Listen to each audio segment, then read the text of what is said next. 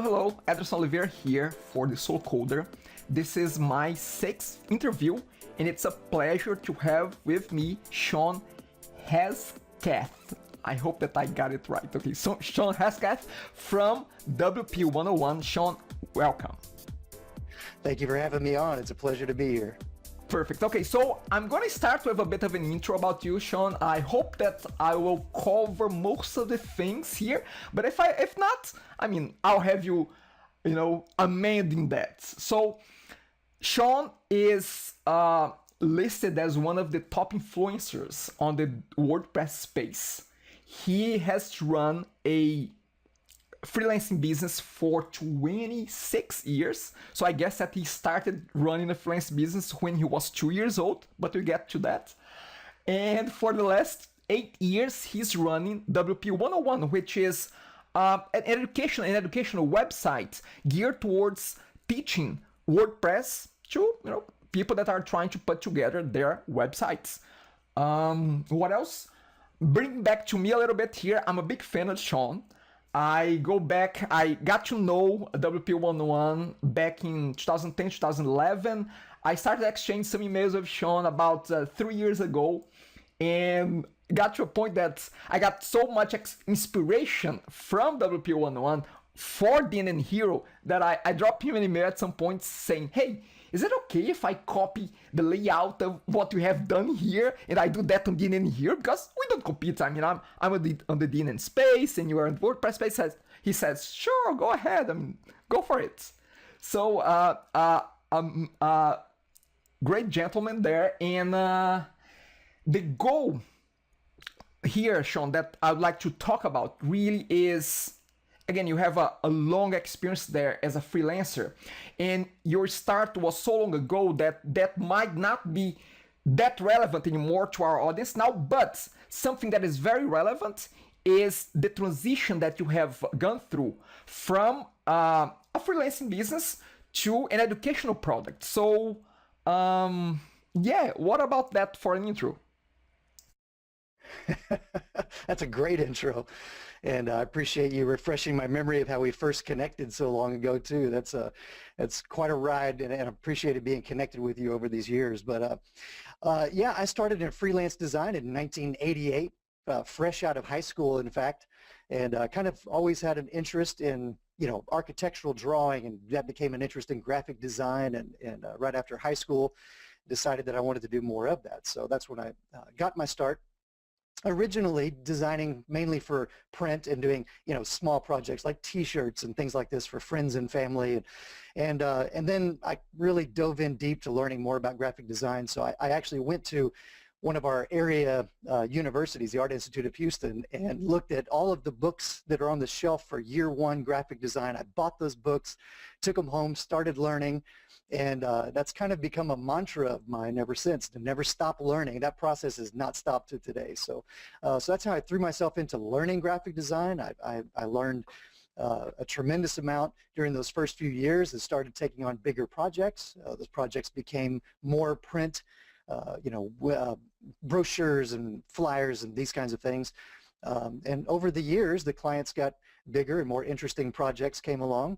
And yeah, 26 years later, I found myself doing full-on branding projects for small businesses and startups. And yeah, I had a really good time designing and mainly getting in the trenches with some of these small business owners and helping them to craft their message and decide what is the best way to communicate that. So my background is primarily, initially was in print design, that have obviously shifted to web design over the years. So as soon as there was a web that we could design for, I began designing websites using some of the earliest kind of WYSIWYG designer-friendly tools, things like Adobe PageMill, eventually Dreamweaver, and some of these tools. So, so over the years, I found myself just doing more and more different types of projects, more diverse projects, and every time those brought new chances to learn new tasks and new skills. So that was the story of the freelance side. And then yeah, about 8 years ago, I found that I was designing a lot of sites for my clients using this piece of software called WordPress. It's a really popular content management system. Today it powers over 25% of the entire web. So it's a legitimate content management system, obviously. But I was designing these sites for my clients and realized that I was needing to provide some training before I could just hand the keys over to my clients and teach them how to use this tool so they could manage and edit their own website content. And so I would provide on-site, one-on-one training, often in their offices. And after doing that a couple dozen times over the span of a couple of years, I heard clients saying things like, this has been great training, but we covered so much ground. What happens if I forget what we've talked about here during this, training session? And so that's where the idea to create a series of video tutorials was born. So I created the set of video tutorials originally just for my customers, just to give them a place to go back to as a reference point. But after I designed and built this, I had friends of mine who are also developers in the WordPress space say, man, I need that for my clients. Throw that up as a membership site and I'll send my customers to you. So that was 2008, mid-2008, WP 101 was born, and today we have 25,000 members. Our plugin is installed on over 500,000 sites. So yeah, we enjoy teaching people how to use WordPress so they can build and manage their own websites. Okay, so we are done here, folks. Shawn has covered all my topics. No, I'm just kidding. Okay, so I guess that maybe let's step back for a quick second there. So you came from a graphic design background, and at some point you found the web found you, and at some point you found WordPress found you. So let's just report quickly to that point in time that you found WordPress found you. When was that? Yeah, I think that was around 2000, maybe late 2006. WordPress was probably around version 2.2 or 2.1, something like that. I was looking for a tool that would solve this problem my customers were having.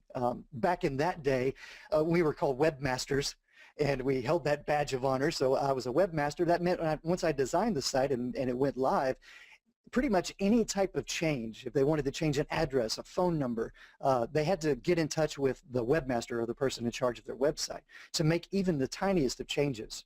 So I was looking for a tool or a solution that would enable me to, give my customers the keys to make those small changes to their websites so they wouldn't have to hire a web designer every time they wanted to make small changes. At that time, content strategy and blogging wasn't necessarily as popular a strategy as it is today. Now today it's critical to SEO and online discovery.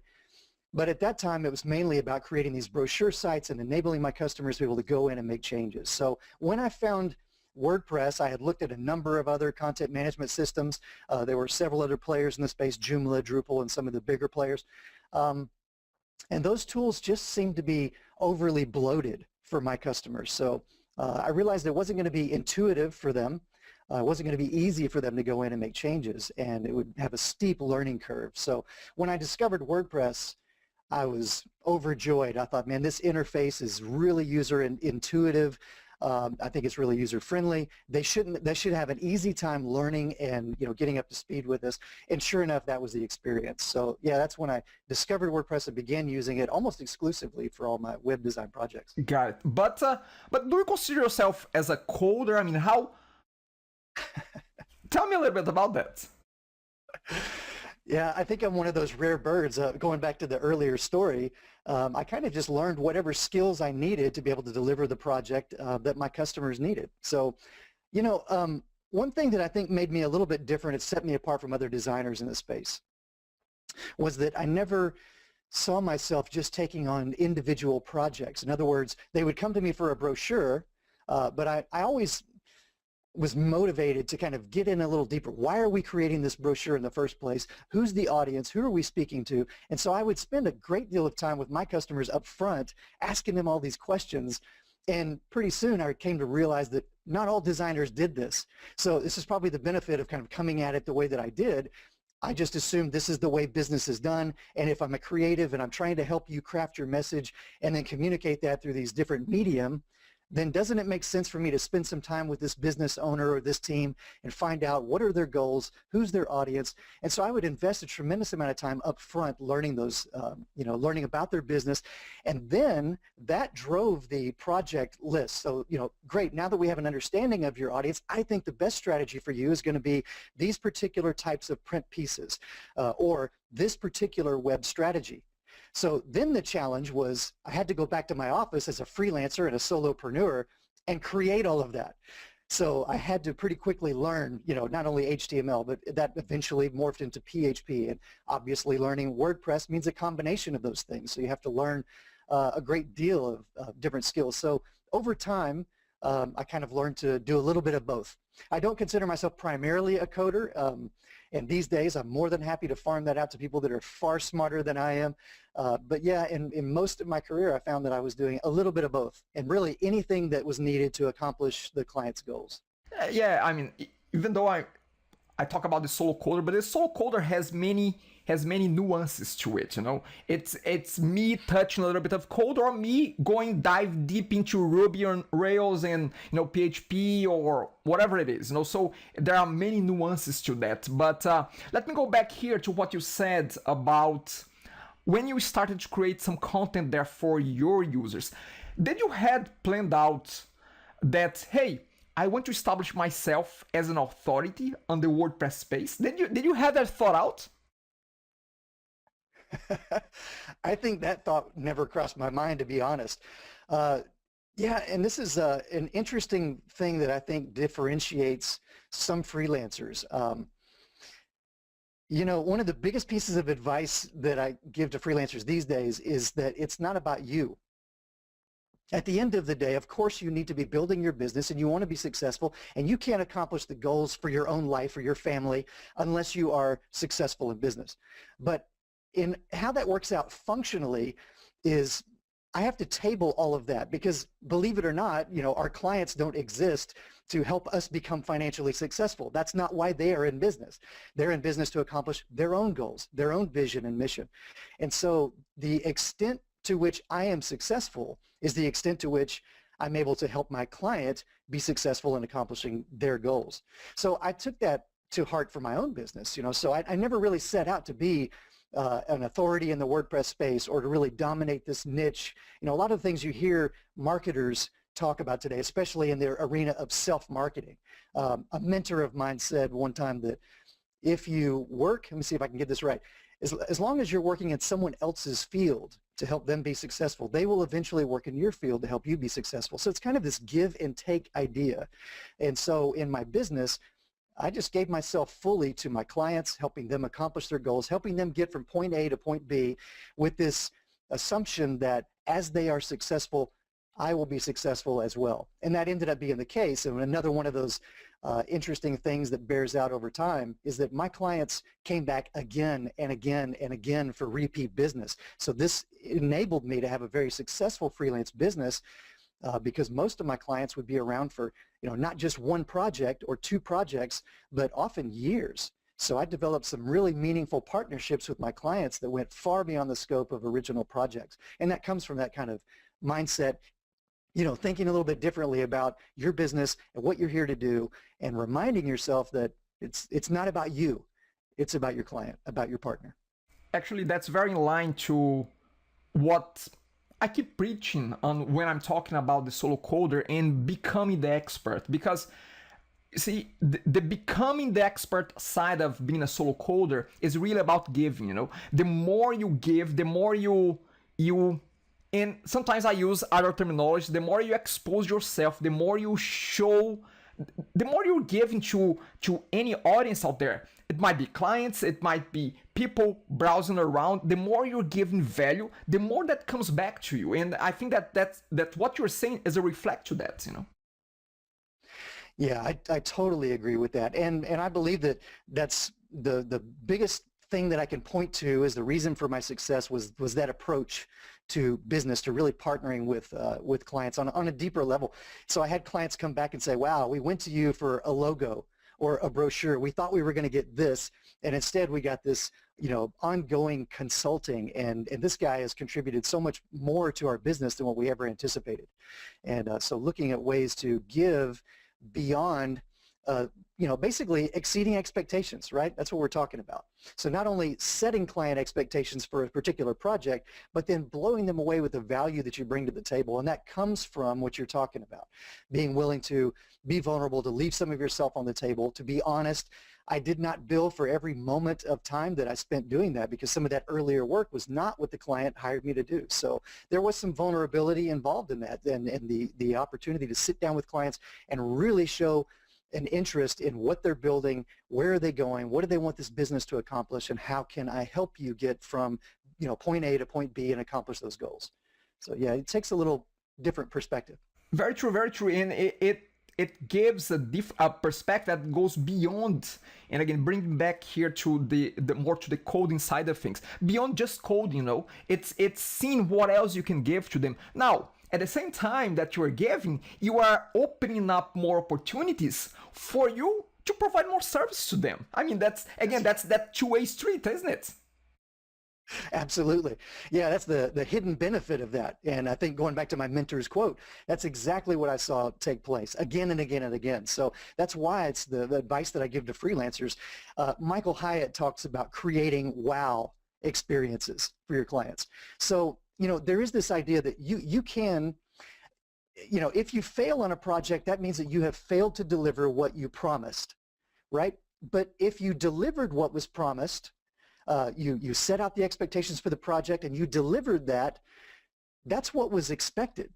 So your client doesn't leave that experience saying, wow, what just happened? Your client leaves that experience saying, yes, you did a good job. Now, that client may or may not come back to you again and again and again. You delivered what was promised, but the way to ensure that not only do they continue coming back to you for other projects, but also what's going to motivate them to talk to all their friends and colleagues and send them your way? How do you motivate your clients to become your most passionate salespeople? The way you do that is by creating a wow experience, an experience that makes them go, wow, that was way more than what I ever anticipated. So not only did you meet the expectations, but you far exceeded that, and you delivered value that we never expected. And when you do that, that's what keeps clients coming back again and again, beyond the code, beyond the quality of the product that you're delivering. And by the way, you can't shortcut any of those things. I mean, we're talking about those as that's the minimum ante to this, right? But delivering over and above those things that your client expected, that's the real key. Okay, so let me go back here a little bit to WP 101. And I would like to challenge your initial thought there of creating videos for WordPress, because I don't know about 2008. I don't know how crowded or not was the tutorial-based WordPress space, but I would assume that it was getting crowded already. So my question to you is, have you thought of, hey, there are so many WordPress tutorials out there. Why am I just gonna create yet another one? Has that thought crossed your head, or somebody else that was close to you? Yeah, at the time, I went looking for this resource because I thought, man, surely someone has created some video tutorials for WordPress, and I can just send my clients to them. So I was actually surprised at the time that there were very few resources, to be honest. So there was one website that had a great series of tutorials for WordPress, but they were badly out of date to the tune of several versions. And so immediately I realized that one of the challenges in creating a video tutorial series was keeping them up to date. And it's a task, it's a chore, it takes a tremendous amount of work. So I realized right away, if I was going to create a series of video tutorials for WordPress, one of the ways to differentiate myself was going to be committing to keeping them completely up to date all the time. So that means matching every major release of WordPress. And so over the years, we've done that. To date, I think we've released 18 updated cycles of videos, keeping pace with WordPress's release cycle. So there really wasn't a tremendous amount of competition. There has been a lot of competition in the years since. And so I continue to look at ways to differentiate the WordPress 101 tutorials from others that are in the space. And the great feedback that I get from people is that one of the biggest differentiators is the attention to detail and the production quality. So having a background in audio and video, it was a natural to me to cut videos together the way that you see them on WP 101, and kind of to obsess about those details. So I created a workflow that some people, some screencasters, in fact, heavily experienced screencasters might look at and say, wow, this is a tremendous amount of work. Why do you spend all this time doing that? You could do it a lot quicker if you cut out this step or that step. But in fact, it is that attention to detail and those little things that help to continue to differentiate WordPress 101 videos, my videos, from the rest of the competition. Yes, you can go to any number of places today and get tutorials on WordPress, but they're not going to be that quality. One of the many ways we distribute our videos is through a licensing program. So this is where small agencies or other WordPress companies can license our videos and provide our videos for their customers. When they do that, they want those videos to be the highest quality because they have to represent that company's brand. So they're not going to want to put out, low quality, poorly produced videos, even if they're free. They want to put together the best quality videos that represent their brand in the best possible way. So that's what's led to opportunities for us to partner with bigger companies like GoDaddy, for example, who've licensed our videos for their customers. So yeah, that attention to detail, I think, continues to be one of the biggest differentiators. Got it. So let's get a little bit, a little question here about WP 101. Where do we draw the line and say, hey, this is as far as you're going to go in terms of teaching about WordPress? I think, do you draw a line on the coding side of things? I mean, do you go as far as right before coding? Is that a fair assumption? That's a great question. So originally, the intent of the site was to help beginners, newbies, get up to speed with WordPress. And often, WordPress 101 members have no background in, web publishing of any kind. So, even terms like FTP and things like this, we need to make sure that we're explaining what these concepts are. So there's a lot of assumptions that it's easy to make when you bring a certain level of experience to the table about your audience. Keeping the beginner in mind is really critical, and it's difficult to do at times. So because it is WordPress 101, WP 101, we really focus on that beginner level. But over the years, we've had plenty of people, our members, come back to us after finishing 101, and they say, great, now what I need to learn is this next set of tools. What about this plugin that I see installed on so many sites? Do you have video tutorials for that or for this topic? And so we are executing a really long-term strategy to deliver WP 201, let's call it that, 301, 401 videos. To be honest, I don't know that we're ever going to get into the hardcore developer space. Most of our audience, if they come into the front door learning web basics and WordPress basics, they may get as far as needing to create a child theme, for example, and some of these concepts that kind of fall between hardcore coding, like coding a WordPress theme from scratch. But in between that, there's a little bit of code that you need to know to be able to accomplish something, some CSS, some WordPress specific functions. So we will cover some of those things over time. That's part of the vision, is to continue providing resources for our customers, but we're primarily focused on delivering that experience for the beginner that helps them get started and accomplish their goals online. Got it. Okay, perfect. That makes sense. So now I'd like to transition our conversation a little bit to one of the things that I said it's one of the goals of this conversation here, which is the transition from the freelancing to the education. I saw on your LinkedIn profile that there are a few years that you had WP 101 going and your freelancing business going as well, and roughly from 2008 to 2014, so about 6 years there, you had two of the two aspects of the business, freelancing and education, going on at the same time. And at some point you decided, I guess, to phase off the freelancing part of the business. So my question is, when you started WP 101, was your intention that eventually that would become a replacement of your freelancing business? Absolutely not. When I created the site in the very beginning, it was a resource for my customers. I never anticipated a day when I would stop, freelancing. That trend line you just talked about, the timeline, what's interesting about that is that I felt like after 25, 26 years of freelancing that I had finally hit my stride with my design business in terms of delivering the best value for my customers. I was delivering projects that were a lot more comprehensive. So these branding projects would begin at the beginning, startups that didn't have any of these materials, and I was partnering with them to create everything from the logo, the print materials, the identity systems, to the web strategy, the marketing strategy. How are you going to leverage all these materials to communicate in the best possible way, even training salespeople in that language and how to communicate best with your customers. So these were long-term projects that I was really, really enjoying.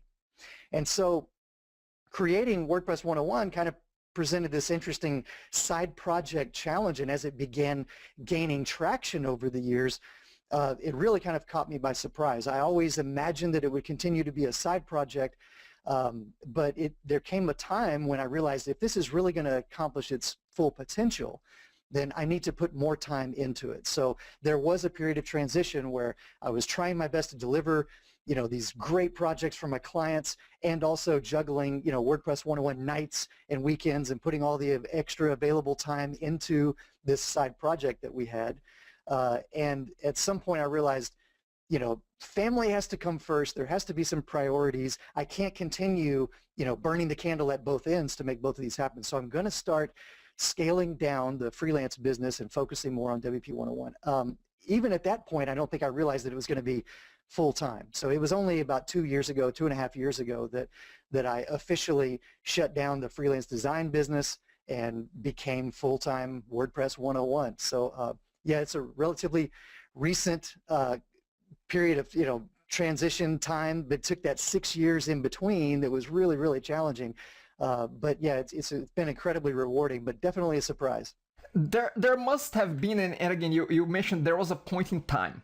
There must have been something there that says, hey, this can be a full-time gig. Was that a dollar sign at some point that, hey, this grows to this big here, maybe if I invest more, I'll take it more from it. Was that the moment in time, the reason behind it was a monetary value that show up? What was that? Yeah, that's a great question. I mean, of course you have financial obligations.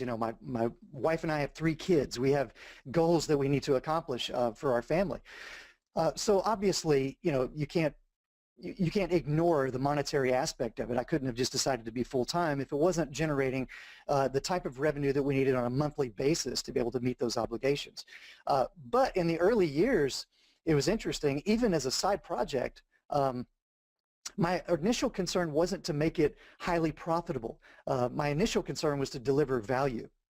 And so we actually, in the very beginning, we had a pay what you wish model. So we allowed people to pay whatever they wanted to, based on the value that they perceived and that they received in the WordPress tutorials. So that was an interesting time. And then coupled with that, we actually promised that we would donate 50% of whatever you paid towards a meaningful cause. In this case, it was breast cancer research. We were able to take care of some families that were directly affected and provide some kind of real-world financial assistance to them by just taking some of the money, half the money from WP 101, and putting it to work in these ways.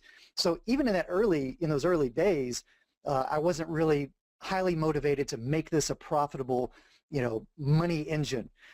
So it was only after that kind of transition period we're talking about, the moment in time was when I realized, first of all, we had shifted we've made some changes in regard to the business. We recognized there were some challenges with scaling that type of a business. For example, it's very difficult to have an affiliate program to bring on affiliates to help you promote your product if the amount in question is ranging because it's pay what you wish. If somebody's paying $1 or they're paying $20, how do you pay affiliates based on that? So we had some interesting challenges. We realized we needed to get away from that model and to lock in a more kind of conservative revenue model. So we made those changes. But I think the moment in time really came from the conversations we were having with developers who were putting our WordPress tutorial videos to work for their customers. And that continued to increase. I had a friend of mine named Bill Erickson come to me and say, hey, I love the tutorial site and I'm enjoying sending my customers to your membership site, but you know what would be really great?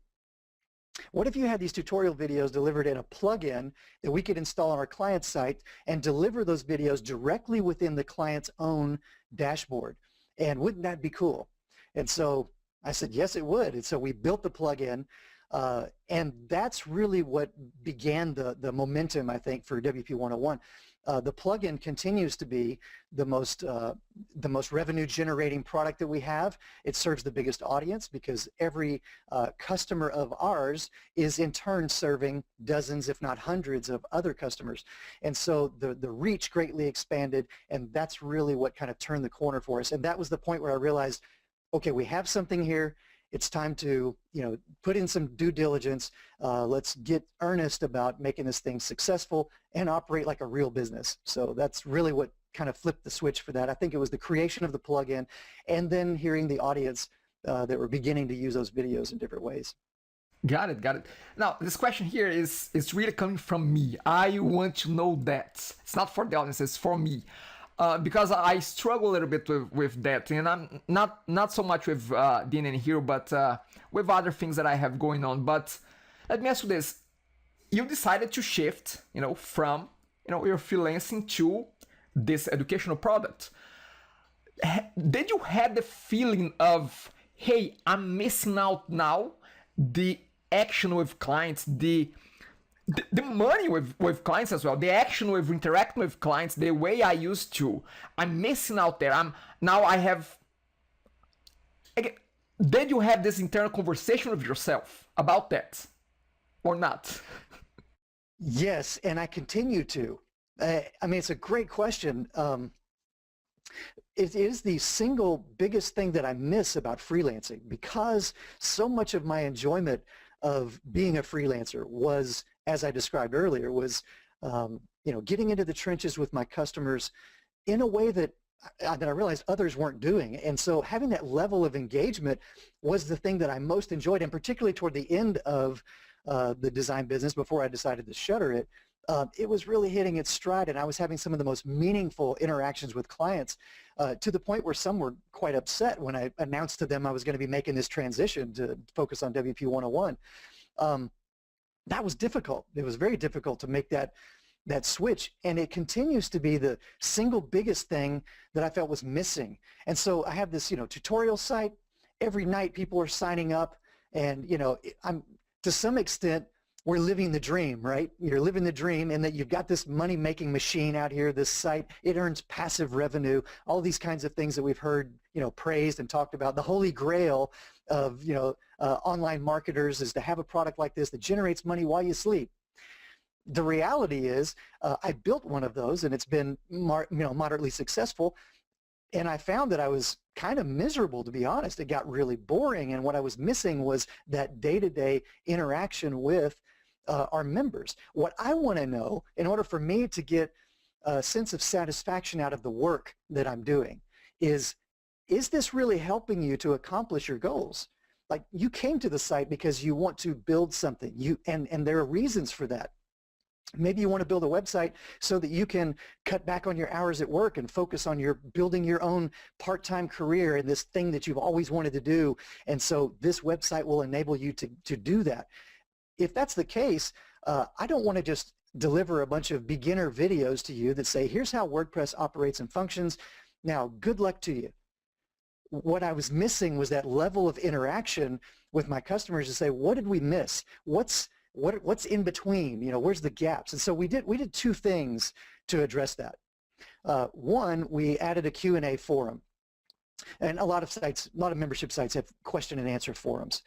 But I really view that as a critical part of our experience and what we're delivering for our members, because that's the opportunity for me to get into the forums and really be helpful, to deliver real value. So now you've been through the basics.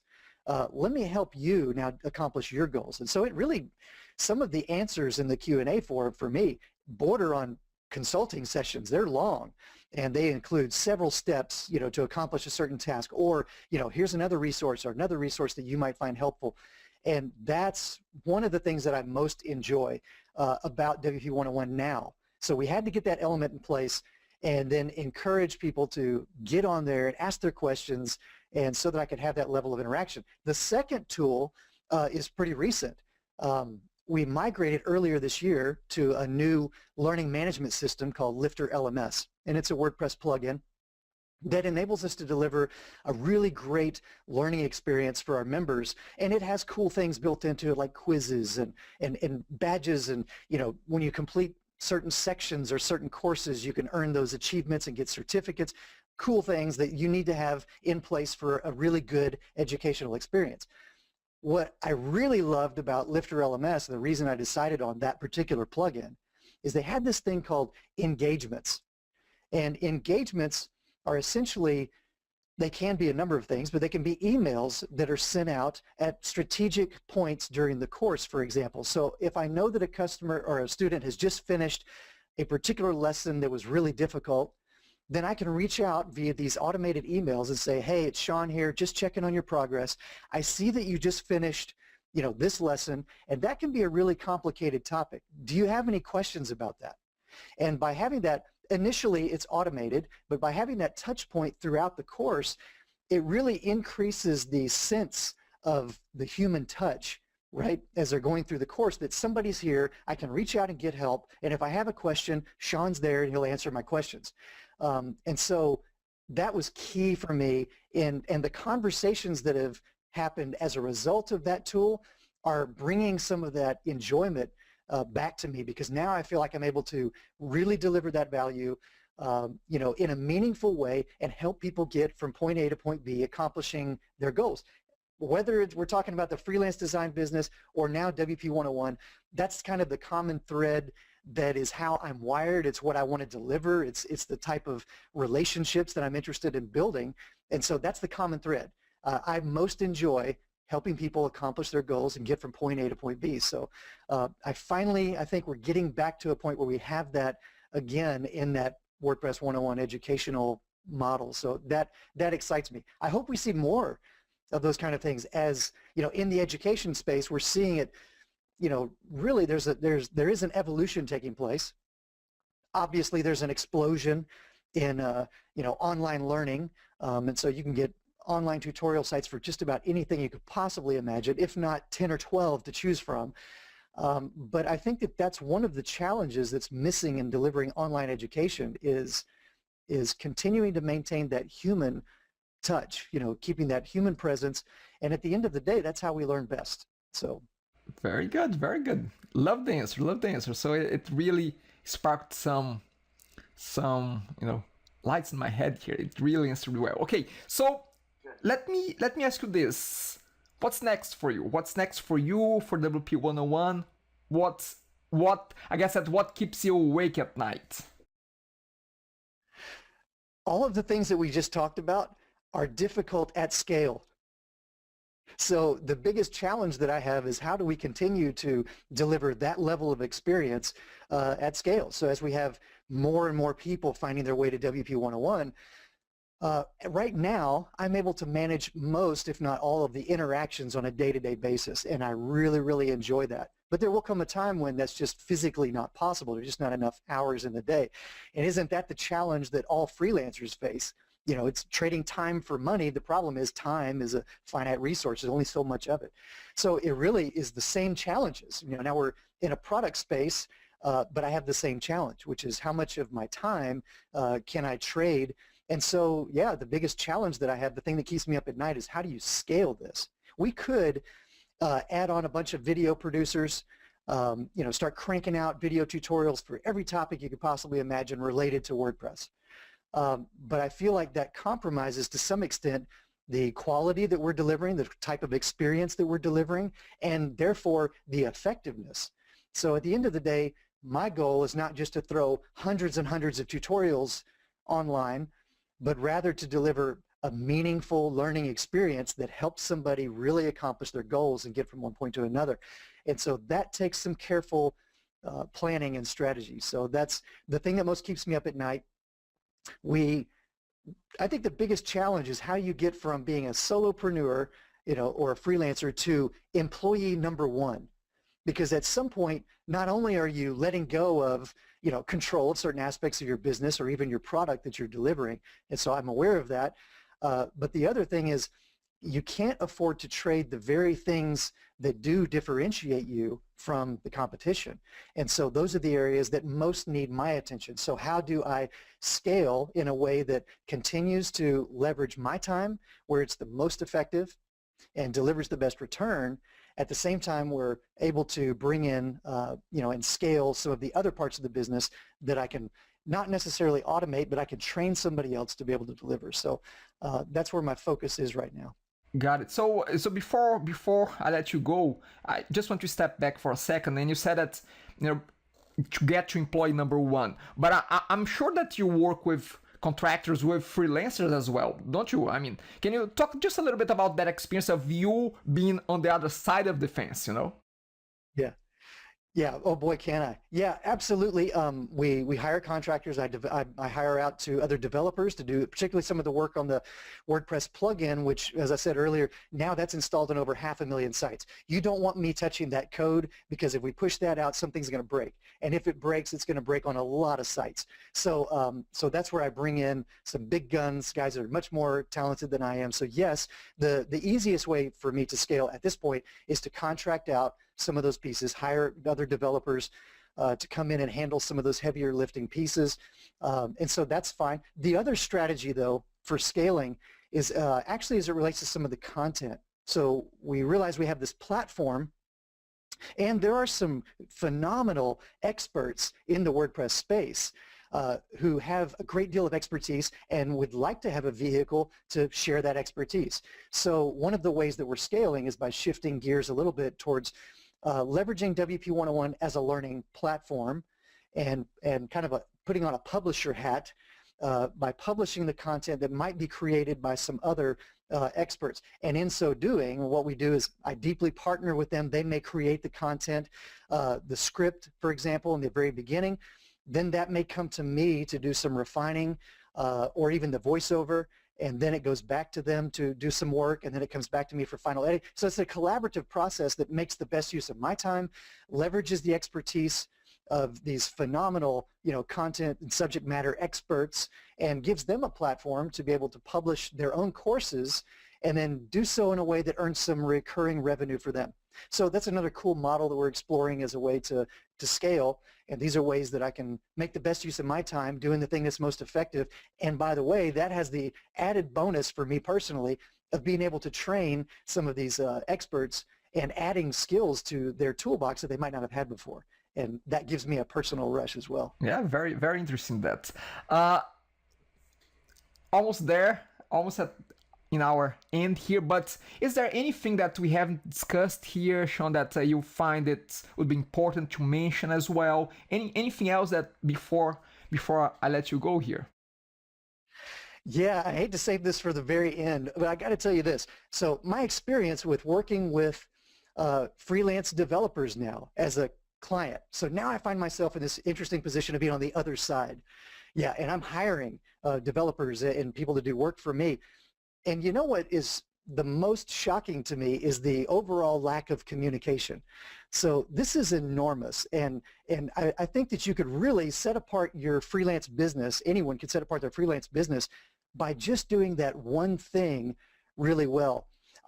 My clients used to come to me and tell me at the end of a project, they would say, not only, did you deliver more than what we expected, but what we enjoyed was that along the way, we always knew where we were at every step of the project. We knew if we were waiting on you or you were waiting on us, if there were materials we needed to send to you. And the way they knew that was by this ridiculously simple tool that I created. And it was just nothing more than a one-page outline of the project that literally just had line items for each of the milestones in the project. And if there were materials that I needed from the client, it would have those listed in a little bullet point list and in a checklist. So we had dates out beside these milestones, and at any point the client could pull up that page, see exactly where they were in the project, know if the ball was in my court and they're waiting on me to deliver something. If so, when is that going to be delivered? And if I'm waiting on the client for something, they knew exactly what materials they need to deliver. And that is something that I have yet to experience from any of the developers that I've hired. And it's kind of shocking to me, because at the end of the day, that was one of those things that my clients said, we'll keep coming back to you because of tools like that. And so, man, if that isn't one of the best giveaways for freelancers, it's increased the level of communication. I know that it's difficult to take phone calls with clients who want to eat up a lot of your time. I was one of those who started billing for the time that you spent on the phone. But I'm going to tell you right now, one of the biggest differentiators freelancers could do in the vein of communicating better is pick up the phone. It seems so simple, and I know I'm 46 years old, so this is kind of the old guy talking here, but man, if you pick up the phone, that's one of the easiest ways to differentiate yourself from the rest of the competition, because these days, nobody's doing that. Nobody is just picking up the phone, talking to the customer. And so I really plug hard on this topic, especially for freelancers, about effective communication. Probably be the topic of another entire conversation, but I think that it's a real key that a lot of freelancers are missing. And so focus on your communications. Leverage a tool as simple as an online outline of the project so that your client knows where they stand with you at all times of the project. And just doing a couple of those simple things will keep your clients coming back again and again and again. I know, because that's exactly how I built my business. So I mean, I cannot be more in sync with you there, because it's one of the things that I preach to my little team. Actually, I tell my team the following: if a client has to come to you to ask how is the project going, there's something already wrong there. There's a problem right there, because they should not. I'm with you on that. And we totally agree on this point. Yeah, communicate clearly. Yeah, it is the biggest thing you can do, I think, to differentiate yourself. Shawn, we could not finish this talk in a better way. Actually, I had a question, but you answered the question. Is what is one thing that you'd like to leave for the solo coders out there? I mean, if they listen to this entire conversation to the end, then I think that you said communication, communication, communication. Is that? Yep. Yep, that is, absolutely. Thank you very much, Shawn. And again, I'm a big fan. I love your videos. I found a constant source of inspiration for me. And it's great to be able to finally have a 101, no pun intended, 101 conversation with you. But yeah, thank you very much for your time, and great talking to you. Yeah, it's been great. Thanks for having me on again. I really enjoyed this conversation.